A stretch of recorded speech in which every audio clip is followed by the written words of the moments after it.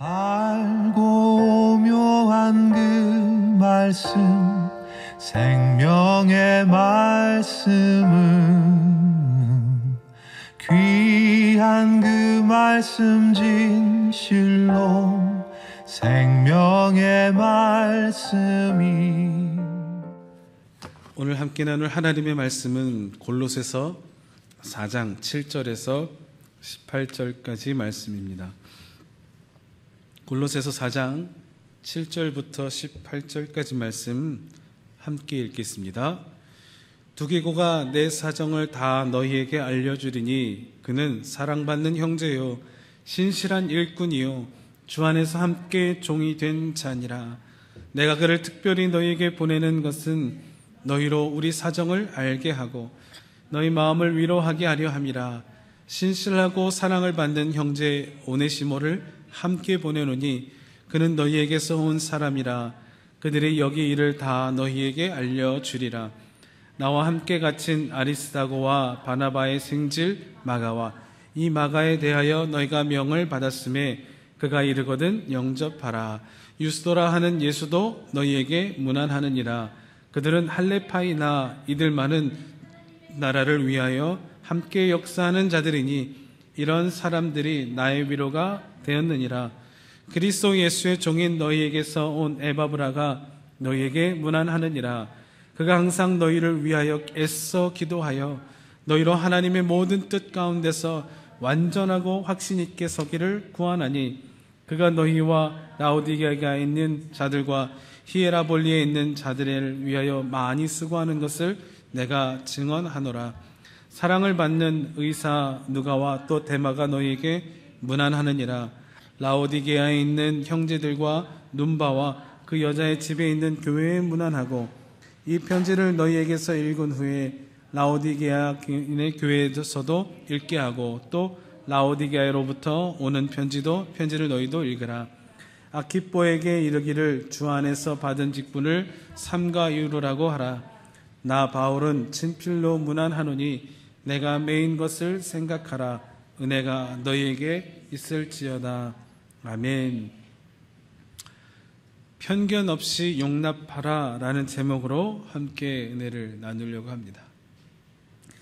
편견이라고 한다면 대단히 잘못된 선입견을 갖고 있는 것처럼 느껴지지만 한번 곰곰이 생각해 보면요, 이 편견이라는 것이 아주 작은 것부터가 편견의 시작인 것을 우리는 알 수 있습니다.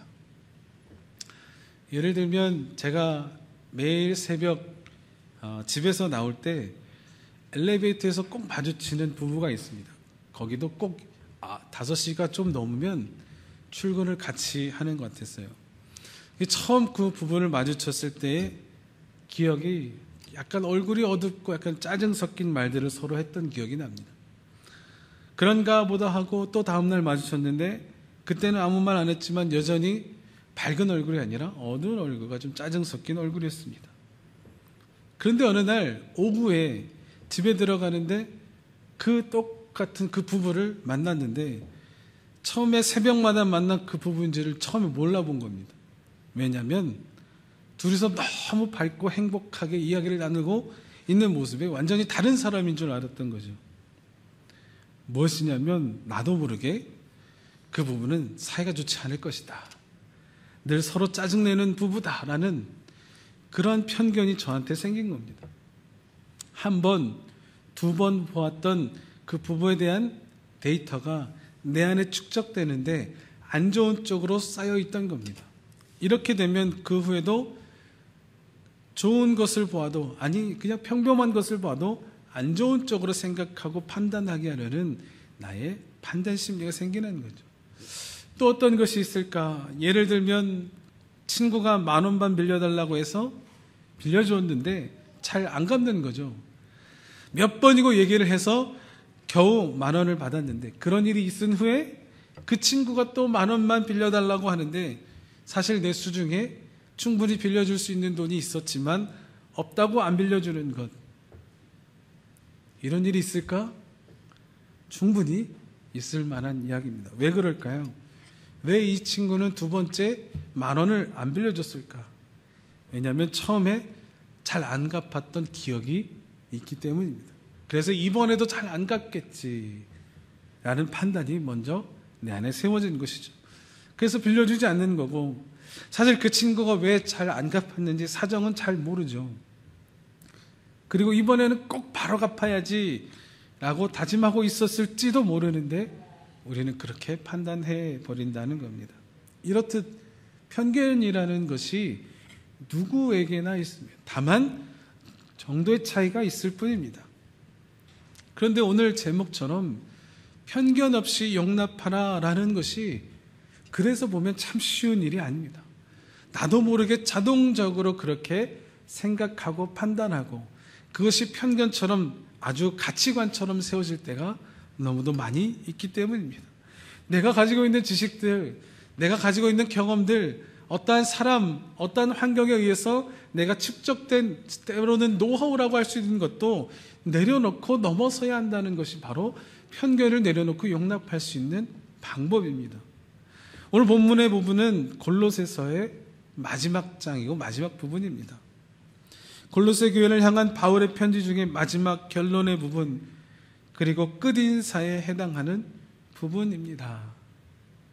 이 부분을 보면서 참 이 골로새 교회 가운데 바울의 마음, 많은 이단 사상들이 들어오고 잘못된 가르침들이 들어와 교회를 흩어놓고 어렵게 하였을 때에 이 가운데 하나 되게 하려고 힘을 주고 사랑으로 회복되어야 될 것을 강조하였고, 마지막에 함께 동역할 사람들을 소개하고 있는 부분입니다. 그리고 문안하는 그런 부분이죠. 지금도 보면 어떤 한 사람을 통해서 교회가 참 힘든 경우도 봅니다. 어떤 한 사람을 통해서 휘집고 나감을 통해서 많은 부분들이 교인들이 힘들어하고 목회자도 힘들어하는 것을 보게 됩니다. 오늘 본문에 보면 참 여러 사람의 이름이, 많은 사람의 이름이 등장을 하죠. 이들의 이름이 나오는 것은 그저 이들이 골로새 교인에게 그냥 문안하는 것, 인사하는 것으로 끝나는 것이 아니고, 여기에 등장하여서 골로새 교회에 문안하고 있는 사람들을 함께 동역하고 있는 사람을 이야기하는 겁니다. 지금 사역자들을 소개하고 또 이들이 앞으로 잘 사역할 수 있도록 세워주는 것입니다. 골로새 교인들에게도 이들이 바울과 함께 사역했으며 앞으로 예수 그리스도의 복음을 위하여 사역할 자들이니 협력하여서 선을 이루라는 뜻이 그 안에 담겨 있는 겁니다. 그냥 소개시켜주는 게 아니고요. 만약 제가 여기 어떤 분이 오셔서, 어떤 선교사님이 오셔서, 어떤 목사님이 오셔서 그분을 소개시켜 드린다면 이분이 주의 나라를 위해서 함께 열심으로 뛰고 있는 분입니다. 여러분 함께 동역해 주시길 원합니다. 이런 의미로 소개하지 않겠습니까? 여기에서도 그런 의미로 바울이 소개하고 있는 겁니다. 당시 상황의 배경을 보면 바울은 로마 감옥에 갇혀 있는 상태입니다. 올 수도 없고 갈 수도 없고 움직일 수 없는 상황입니다. 갇힌 상태에서 편지를 보내고 있지요. 다른 서신서들을 통해서도 알 수 있는 것은 바울은 이미 마음에 순교할 것을 각오하고 있죠. 이미 예루살렘으로부터 들어갈 때부터 바울의 로마에까지 갈 것을 생각하고 이미 순교할 것을 생각하고 이야기하고 나아갑니다. 내가 만약 바울과 같다면 어떻게 하겠습니까? 여러분이 만약 목회자이고 여러분을 통해서 여러 곳에 지교회가 세워졌는데 어떠한 이유에서든지 떠나야 한다든가 아니면 또 어떤 시한부 선고를 받은 상황이 놓였다면 어떻게 하겠습니까? 그 교회들 그냥 두고 떠나시겠습니까? 아니면 그 교회를 잘 이끌어줄 사람들을 세워주고 떠나겠습니까? 세상의 비즈니스라도 그렇게 안 할 겁니다. 그죠? 내가 만약 여러분이 기업의 회장이라고 생각하면 내가 시험부 선고가 떨어졌다. 회사를 그냥 놔두시겠습니까? 내가 어떻게 키워온 회사인데 그 회사를 무너뜨리지 않고 잘 이끌어줄 사람을 누군가를 세워줄 겁니다. 아니면 내가 그동안 해왔던 기업을 이뤄가는 경영에 신념이 있다면 그 신념을 이어받아서 해줄 사람이 나타나도록 세워주고 할 겁니다. 바울도 지금 그렇게 하는 겁니다. 바울이 직접 세운 교회는 아니지만 바울 자신의 제자요 동역자인 에바브라를 통하여서 세워진 이 골로새 교회도 바로 자신의 생명과도 같은 교회였던 겁니다. 그래서 그들에게 이런 사역자들도 있습니다. 그리고 그 중에 몇 명은 여러분에게 당신들에게 보낼 겁니다 라고 이야기를 하고 그 동역할 것을 당부하고 있는 겁니다. 그리고 그 교회에서 직분을 맡은 아키뽀에게 직분을 잘 감당하라는 부탁도 합니다. 오늘 바울이 세워주고 동역하고 있는 사역자들을 보며 왜 이 가운데 편견 없이 용납해야 되는가를 함께 생각해 보고자 합니다. 첫 번째로 바울은 두기고와 함께 오네시모를 보냅니다. 두기고라는 사람이 7절에 등장하는데 지금 이 바울 서신을 전달하고 있는 자이기도 합니다. 바울은 두기고에 대해서 아주 칭찬을 많이 합니다. 사랑받는 형제고 신실한 일꾼이며 주 안에서 함께 종된 자라고 말합니다.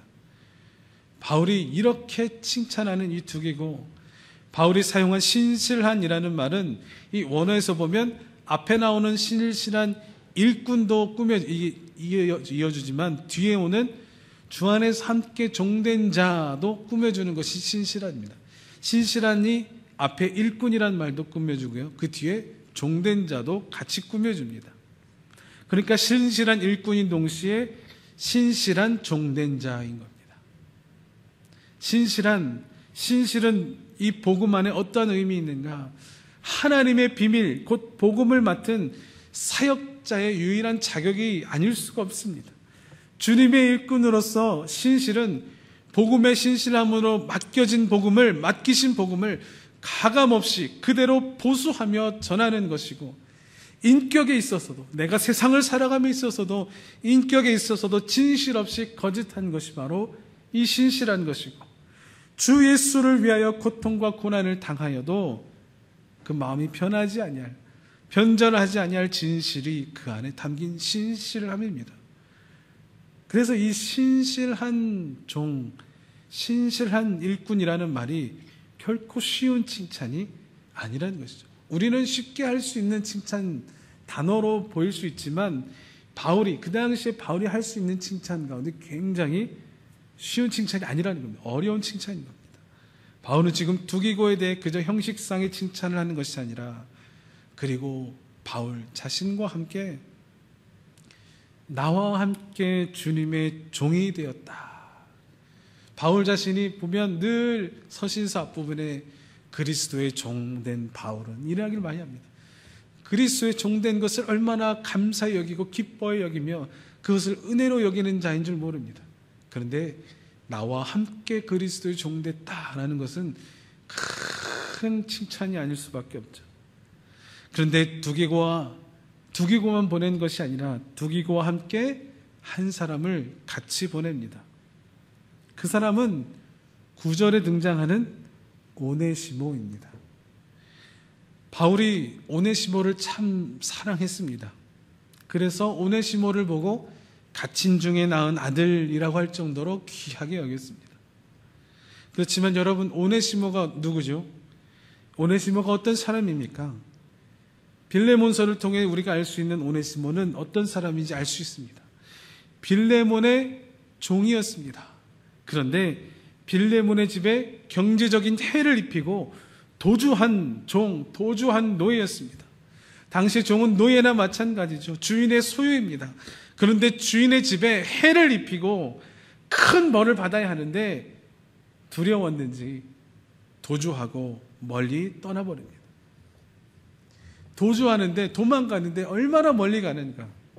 옛날 우리나라에서도 종이 도망가면 노예를 잡는 사람도 있지 않았습니까?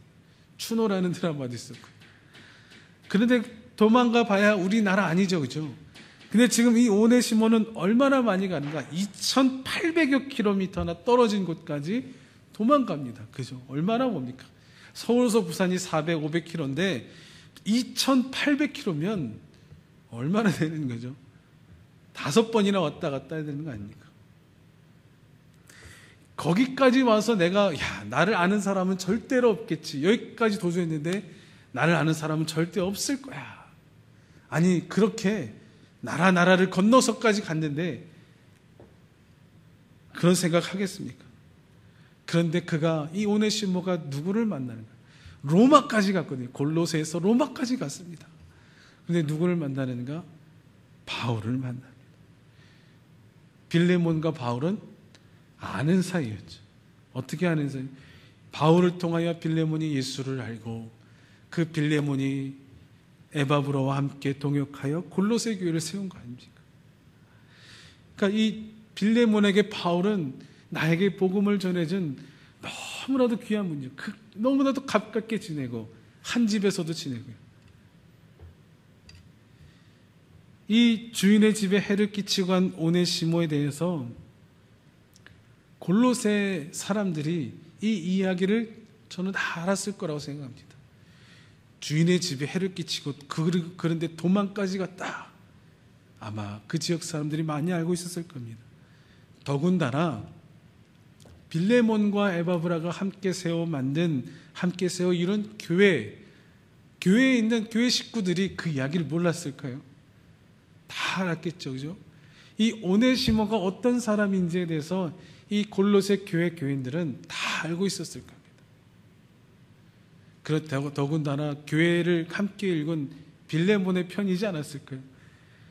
그런 나쁜 놈 함께 그쵸 욕해주고 하던 그런 사람이 아니었을까?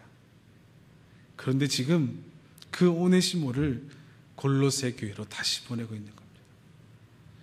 그 빌레몬에게 오네시모를 용서해 줄 것에 대한 편지를 따로 써서 보내죠. 그 편지가 바로 빌레몬서입니다. 그런 오네시모를 빌레몬이 편견 없이 용납할 수 있었을까? 그를 용납할 수 있었을까? 빌레몬이 속한 골로새 교회가 용납할 수 있었을까? 결론은 용납했다는 겁니다. 예수 그리스도의 사랑을 통하여 용납하였다는 겁니다. 우리가 용납하지 못할 사람이 있습니까? 지금 이 가운데에 오네시모를 용납하는 빌레몬과 골로새 교회를 우리 함께 볼 수 있는 겁니다. 두 번째로 바울은 마가를 세워주고 있습니다. 10절에 마가는 바나바의 생질이라고 이야기를 합니다. 생질이라고 하면 쉽게 말하면 바나바의 사촌뻘 되는데 바나바와 마가의 엄마가 남매라는 겁니다. 그 마가라는 사람에 대한 소식을 받았을 것인데 그가 이르거든 그를 영접하라. 그러니까 지금 두기고와 오네시모를 보내고요. 그 이후에 마가를 보낼 것인데 마가가 오거든 그를 영접하라라고 하는 겁니다. 근데 이 마가가 누군가? 바울에게는 이 마가는요 정말 인정받지 못한 사람 중에 한 명이었습니다. 그리고 바나바와 바울에게 있어서 그 싸움에 그 전도 여행에 그 싸우고 뒤에 헤어지게 되잖아요. 서로 이제 다른 전도 여행을 가게 되잖아요. 처음엔 같이 전도 여행을 가다가 둘이 싸우고 헤어지게 됩니다. 그 싸움의 근원이 무엇인가? 마가였습니다. 아니 사역 중간에 어떻게 포기하고 돌아가는가? 바울은 이 마가를 다시 데려가지 않으려고 했습니다. 근데 바나바는 그래도 데려갑시다. 바나바는 그래 데려갑시다 했던 것이죠. 그래서 이 마가를 사이에 두고 바나바와 바울이 헤어져 갈라졌던 겁니다. 아니 주의 복음을 전하러 가는 자가 사실 바울 보면 생명을 걸고 가지 않습니까? 생명을 걸고 복음을 전하러 가는데 어찌 중간에 포기하고 도망한단 말인가? 있을 수가 없는, 바울은 용납할 수 없는 거였습니다. 그런데 지금 이 마가를 바울이 사역자로 대우해주고 세워주고 그가 오거든 용납하고 받아들여라, 영접하여라, 이렇게 이야기하고 있는 겁니다. 정말 놀라운 변화가 아닐 수 없는 거죠. 이 마가는 이후에 자라면서 인정받을 만한 사역자로 훈련받은 것으로 보여지고 변화된 것으로 보여집니다. 예전에 연약하고 부족했던 모습들이 훈련되어져서 진정한 사역자의 모습을 갖추게 된 마가를 바라보면서 바울은 자신이 가지고 있던 경험 속에 마가에 대한 옛 편견을 깨뜨려 버리고 이제 골로새 교회를 위하여서 사역할 수 있도록 그 길을 열어주고 세워주고 있는 겁니다. 마가는 후에 베드로와도 함께 사역하면서 베드로에게서 사랑하는 아들이라고 불릴 정도로 사랑받는 사역자가 됩니다. 만약 그런데 이 바울이 옛 편견 속에 기억 속에 있던 마가를 기억하면서 넌 사역할 수 없어, 네가 무슨 사역이야 라고 하고 할 수 있는 모든 사역을 막아버렸다면 로마인들을 향해 낮고 낮은 종의 형체 모습으로 진 예수 그리스도를 전하는 위대한 복음서인 마가복음은 아마 나오지 못했을 겁니다. 근데 지금도 우리 주위에 이런 일들이 많이 있습니다. 목사님들 보면 목회하시다가 실수하실 때도 있죠. 또는 그 실수가 조금 크고 그것이 언론의 이슈가 된다면 아마 더 이상 목회하는 것은 불가능할 정도가 됩니다. 그런데 만약 그 목사님이 진심으로 뉘우치고 돌이켜 정말 엎드려 이제는 다시는 이제 신실한 주의 종으로 살기로 회복하고자 하였을 때 그래도 참 그 뉘우침을 받아주기 어려운 것 같다는 겁니다.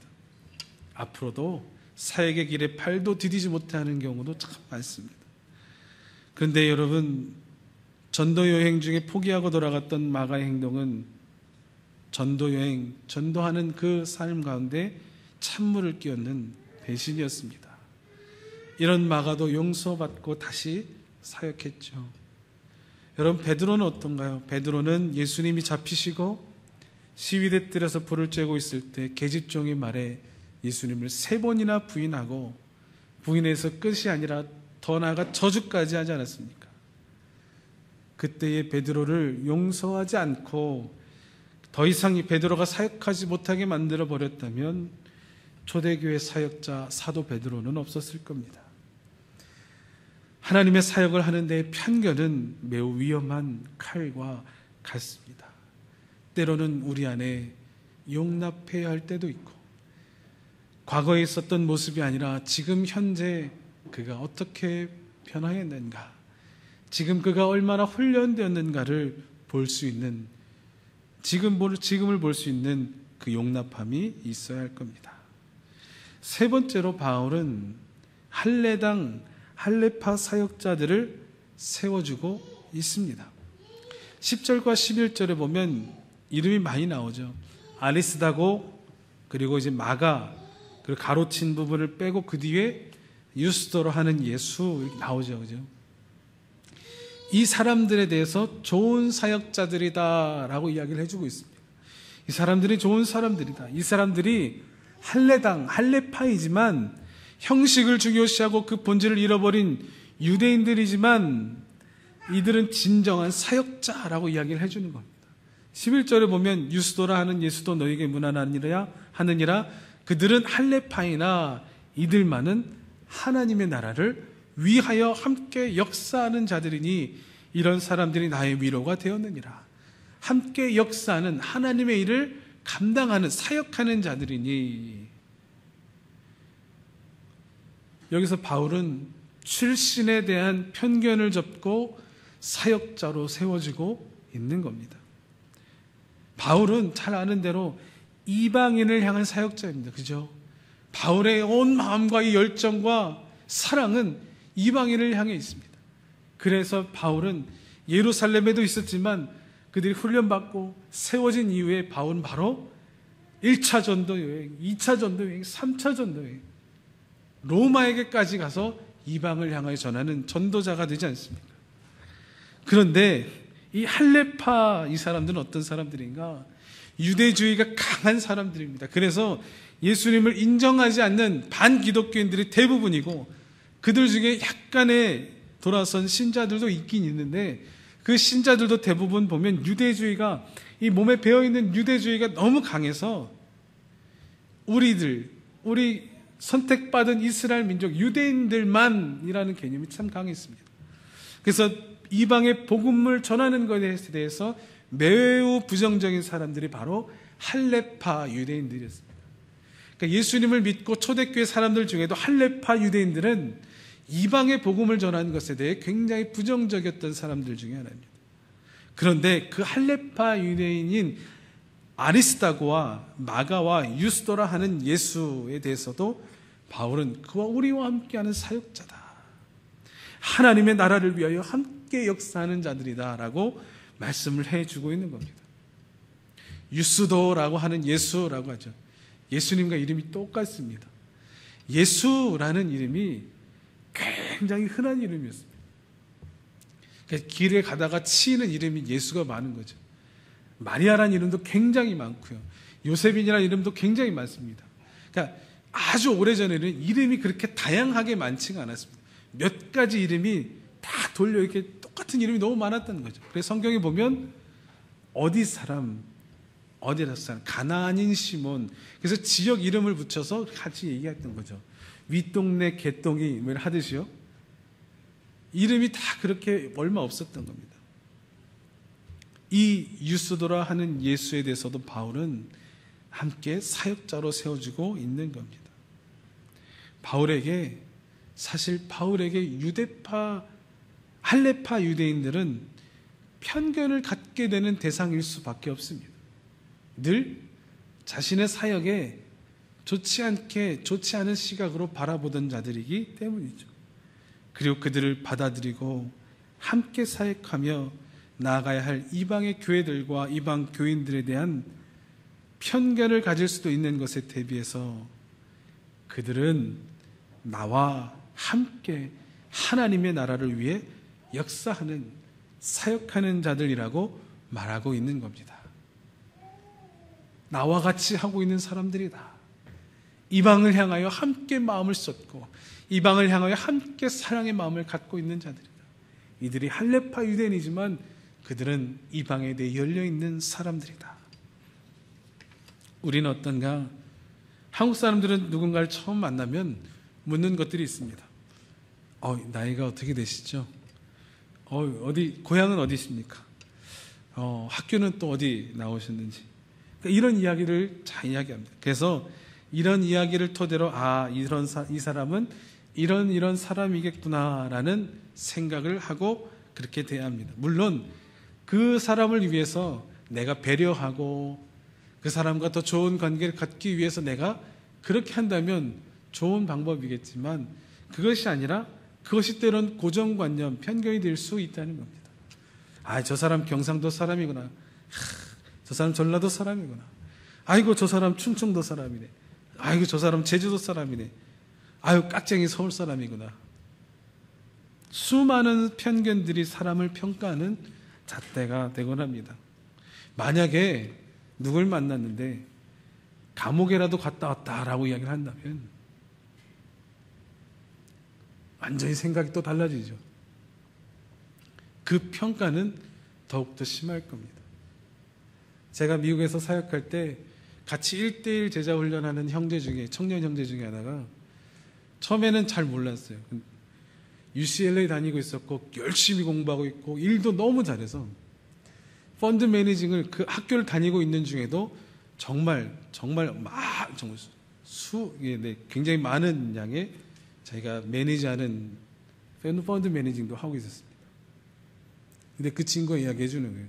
어렸을 때 사고 쳐서 LA 교도소에 갔다가 왔던 이야기를 해주는 겁니다. 그 얘기를 해주니 갑자기 달라 보이는 거예요.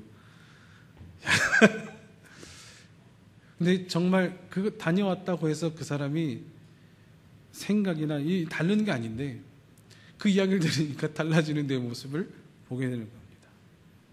이렇듯 우리는요, 우리가 듣는 것, 아는 것, 경험한 것을 통해서 참 편견이 생길 수밖에 없는 사람이라는 겁니다. 그러나 오늘 본문에서 바울은 그 출신 성분에 관계없이 자신과 사역하는 그 사람들을 칭찬하고 세워주고 있습니다. 자신의 가치, 관념에 아주 맞지 않았던 복음을 전하러 가는데 포기하고 도망갔던 마가도 이제 훈련된 그의 모습을 보며 다시 세워주고, 오네시모, 도망하여 버린 죄인, 노예, 그 사람을 다시 세워 받아줄 것을 그들에게 보내주는 모습을 보게 됩니다. 사랑하는 성도 여러분, 나는 사역자가 아니니까 괜찮다라고 생각하십니까? 아닙니다. 예수 그리스도의 복음을 위해 살고 있는, 하나님의 나라가 이 땅에 확장되는 것을 원하여 함께 살아가는 우리 모두는 큰 의미에서 우리 모두가 다 사역자입니다. 곰곰이 생각해 보면 우리 안에 어떤 편견이 있는가 한번 생각해 보기를 원합니다. 예전에 좋지 못했던 기억이 있습니까? 나를 힘들게 했던 사람이 누군가 있습니까? 혼란스럽게 했던 그런 기억이 있습니까? 아니면 참 어떤 출신에 대해서 편견을 가진 적이 있습니까? 한번 아픔을 당하면 사실 그 편견이 쉽지 않습니다. 저도 이 미국에서 권총 강도를 만났을 때 그 전까지는 흑인에 대한 그런 두려움이라는 게 별로 없었는데요, 딱 그 일이, 권총 강도 흑인이었거든요. 흑인을 만나고 나서 그 일이 있고 나서는 흑인에 대한 두려움이 조금씩 생기는 겁니다. 그러니까 한동안은 흑인이 이게 지나가면 훔칫훔칫 놀라고 그랬어요. 그러니까 그런 것들이 우리 안에 상처로, 아픔으로 된다면 이 기억들이 편견처럼 생긴다는 겁니다. 혹시 내가 내 이 신앙생활의 기억 중에 교회에서 분란시키고 나간 사람 기억나는 사람 계십니까? 아니면 참 힘들게 했던 전도사님, 참 힘들게 했던 부목사님 누구 계십니까? 하나님은요, 이 바울을 통해 우리에게 깨닫게 해주시는 것, 지금 현재의 모습을 바라보기를 원하시는 것을 기억합니다. 지금 어떤 마음으로, 어떤 영성으로 살아가고 있는지를 주님은 보십니다. 지금 철저하게 하나님 앞에 신실하게 서 있다면 주님은 그 사람을 세워주실 겁니다. 과거에 어떤 죄를 지었든 주님은 지금 그 사람의 모습을 보고 세워주실 겁니다. 그리고 바울은 이렇게 이야기합니다. 나의 매인 것을 생각하라. 내가 지금 왜 로마 감옥에 갇혀 있으며 내가 왜 죽을 것을 각오하고 순교학을 생각하고 있는지를 생각하라. 그리고 그것을 기쁨으로 맞이하려고 하는지 생각하라 라고 말합니다. 주님을 위해 죽을 수 있다면 사역을 함에 있어서, 주님의 나라를 위해 일함에 있어서 편견은 깨뜨려질 수 있는 것이라는 것을 바울은 강조하고 있는 겁니다. 그렇게 한다면, 내 안에 주님을 위해 죽을 각오가 되어 있다면 그 사역들을 감당케 하실 하나님이 주시는 신령한 은혜가 너에게 있을 것이다 선포하고 있습니다. 지금도 동일하게 우리에게 말씀하십니다. 지금 여러분에게 사도 바울이 말하고 있는 것, 내가 옥에 갇혀 있는 것을 생각하십시오. 여러분, 내가 이 고난과 순교의 길을 즐거이 감당하고자 하는 것을 기억하십시오. 그렇다면 여러분의 편견은 문제가 되지 않을 겁니다. 이 마음으로 주님을 위해 사십시오. 이 마음으로 주님의 일들을 감당하십시오. 감당할 은혜를 주님이 주실 겁니다. 이 바울이 권면하고 있는 겁니다. 이 바울의 권면이, 바울의 당부가 오늘 우리에게도 동일하게 주시는 주님의 음성과 주의 감동으로 받아들일 수 있기를 원합니다. 편견 너무도 자연스럽게 쉽게 내 안에 자리 잡을 수 있습니다. 저도 그렇습니다. 그래서 늘 그 편견과 싸워 이기려 하는 저의 모습도 있습니다. 함께 싸워 이기며 주께서 이루시는 주님의 그 나라를 위하여서 감당할 은혜 주시고 주님의 나라를 함께 살아가는 우리 모두가 되기를 소원합니다. 이 시간 함께 기도하겠습니다. 함께 기도할 때, 주님, 내 안에 있는 편견을 무너뜨려 주시옵소서. 내 안에 있는 잘못된 생각들을 무너뜨려 주시옵소서. 아니, 잘못된 것은 아니었지만 내가 그 기억을 통하여 내가 인정하지 아니하고 내가 바라보지 못하고 있는 것들이 너무도 많음을 고백합니다. 주님, 내 안에 있는 이 편견들 주님의 마음으로 무너뜨려 주시고 지금 현재 주님의 마음으로 볼 수 있는 영의 눈도 열어 주시옵소서. 합심으로 기도하겠습니다. 의미 없이는 기쁘시게 못하나니 고된 수고도 다 헛될 뿐이라 믿음이 없어서 무너진 삶의 모든 자리에 다시 주